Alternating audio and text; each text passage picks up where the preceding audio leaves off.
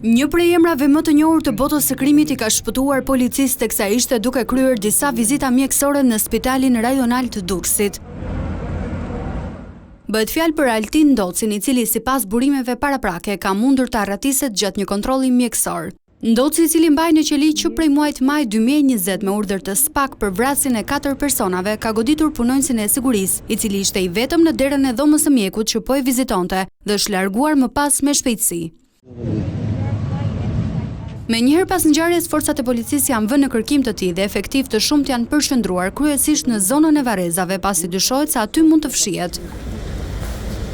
Ndërkohë në burgun e Durrësit janë shtuar kontrollet me synimin për të zbuluar më shumë detaje mbi planin e arratisjes së tij.